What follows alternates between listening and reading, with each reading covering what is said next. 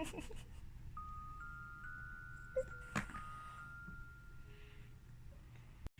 you guys, welcome back to my channel. Sorry about the lighting today. It's a little bit cloudy outside, so the lighting might change every now and then. So hopefully it stays good most of the time. In today's video, we're actually doing Kiira's 5-month update. Today, so much has changed, and I can't wait to share all about it with you guys. I actually wrote it down, but I'm thinking it might be impossible to read. Okay. As usual, eat, play, sleep, progress. Let's talk about play first. We are doing so much more since the last month. Kiira, being a baby in general, has gotten easier this past month. She's been more independent, and because of that, we've actually had more independent play for Kiira.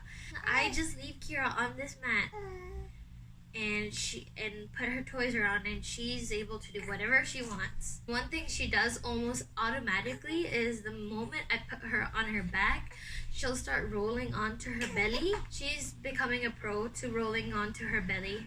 The other way around, we're still figuring this. We're still figuring it out this month.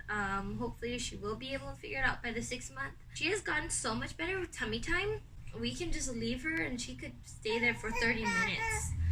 I'm not sure if she was crawling in the last video, but she's gotten into the very beginning of crawling. So she's already starting to pull herself forwards. Whenever she does see a toy that's far ahead of her, that's close enough but not too far, she's able to pull herself just a little bit, and I'm gonna try put her on her belly, on her back, so you guys can see her roll.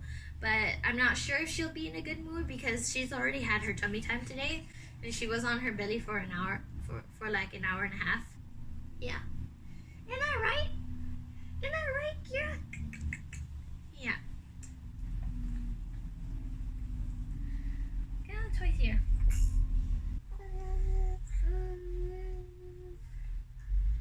She's not in the mood to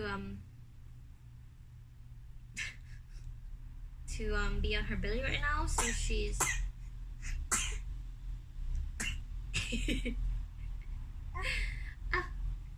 Kiira's always talking. During her play, she's always complaining. She's very vocal. Whenever she's trying to put something in her mouth, like her toy, she starts complaining because she's unable to put everything in her mouth, and then she sounds like she's fussy, but she's just complaining. When she's not complaining, as you can see, she's talking a lot. She loves looking around. Even though she's been in this house for like forever, she's still looking around and she's still amazed by everything. So she just starts talking. Yeah. And one thing she loves to do is cough. I'm sure I mentioned this before, but she loves to cough. It's just for attention. She might be also just be experimenting with her mouth and what she can do with it. Speaking of which, she's also doing this lip thing where she goes. When she started doing it, she kept doing it every 5 seconds because it was just new. Now she rarely does it. She still does it, like I still hear it once in a while, but I guess it's not as exciting. Kiira's also starting to enjoy looking into the mirror because she kind of sees herself and she sees us again, like there's 2 of us, so she's super happy and super excited. She starts bouncing around. She loves jumping as well, as you can tell earlier before. She does play it for a lot longer if we're sitting around her. If we aren't around her, her independent play lasts about 20 to 30 minutes. I think 30 is kind of the max, which is good enough for us because she kind of still needs her nap. Which brings us to sleep. She's a good sleeper, and she might be sleepy. Give me a second. So Kiira had to go down for a nap. In the meantime, I'm gonna enjoy myself a cup of tea and then continue about sleep. Okay, when I say easy baby, I don't mean like, oh, she's a unicorn baby, all of a sudden she's sleeping through the night and I get all my 8 hours sleep. No, that's not what I mean. Okay, so like she's gotten easier to put to bed in some ways. Like in other ways, it's a little complicated. It creates problems for us. But let's talk about the pros and cons of having Kiira sleeping in between us. So when Kiira was sleeping in between us, the benefits, the pros were actually I didn't have to get up whenever I wanted to wake her. she fell asleep a lot easier, and she was asleep for longer. She depended on having us close by whenever she needed to go to sleep. Jordan and I don't have any time together. Even when we go to sleep, the baby is still there. And the risk of SIDS is a lot higher. Yeah. And now she's actually sleeping in her crib on her own, and it's amazing. The reason why I like this a lot more is, one, she just sleeps there. She's starting to recognize that it's the spot where she sleeps. She's completely safe from Jordan and I. There's no way of her falling off the bed from a raised height. She learns how to sleep on her own. That's one thing as well that I extremely love, is that she's learning how to sleep on her own. She's not depending on Jordan and I anymore. Like, we're not around whenever we put her to bed. A con, I feel, is just that I have to wake up and walk to the crib every time, because the crib is not right next to us. It's kind of like a ways away. It's where she's in the same room. That's a tiny con compared to all the benefits, but yeah. Another con would be she only sleeps in her crib. She used to be able to sleep anywhere we put her, but now she actually has to sleep in her crib. Otherwise, she can't fall asleep. She does need a few things to go to sleep with. She needs her soother. She needs a tiny towel because she likes to rub her towel on her face and into her eyes. At times she kind of pulls up the towel and just covers her eyes, and that's how she goes to sleep. And a blanket to cover her body, and pants. So those are 4 things she needs to go to bed with. Like, if she does not sleep with either of these, she could do without a soother sometimes, but the other 3 she absolutely needs. When her eczema was bad and all over her legs, she kept scratching, and now the eczema is gone, but she does have that habit of scratching. And when she's in bed and not on her back, she has the habit of scratching, and that keeps her from falling asleep. But with pants on, she actually is unable to scratch, so she just leaves it alone. Blanket, I feel that's just like a security kind of thing. Towel, that kind of, like I said, that kind of just comforts her. It's a self-soothing thing. Yeah. That's that. Food.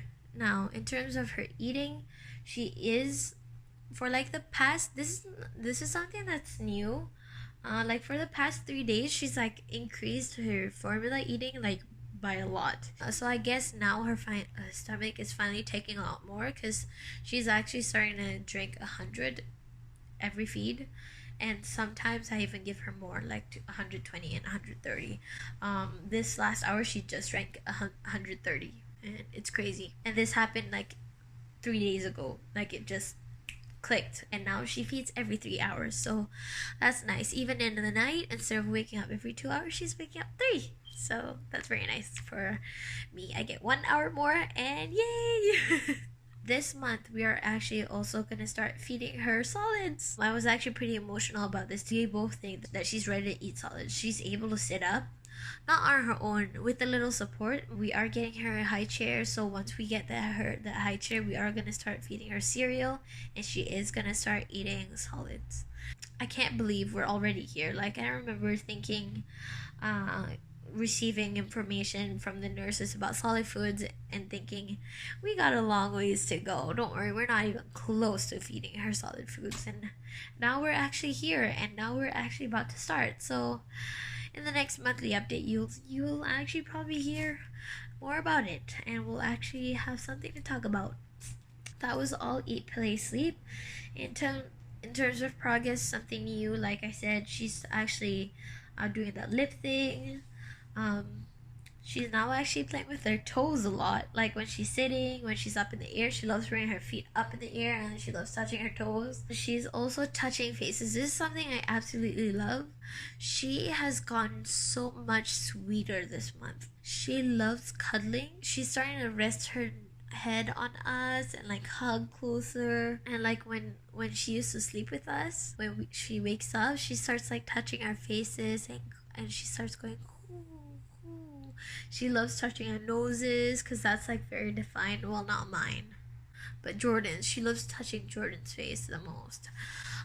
For me, she just loves to grab my glasses. She's also seeing herself in the mirror. Oh wait, I already mentioned that. One thing this month as well is she's actually aware enough to actually take into account other people than mom and dad, than mama and dada. She's either really shy or she's just very, like I said, focused. She's so busy staring at the other person in the room, and she just kind of goes, all of a sudden she's very quiet because, like I said, Kiira's a very, very vocal baby, but when we're out with other people, she's not chatty at all. She's just taking it all in. She's looking around, she's looking at the other person, and yeah, watching them talk and move and stuff. But yeah, these are new things that I realized that I've noticed this month. Yeah.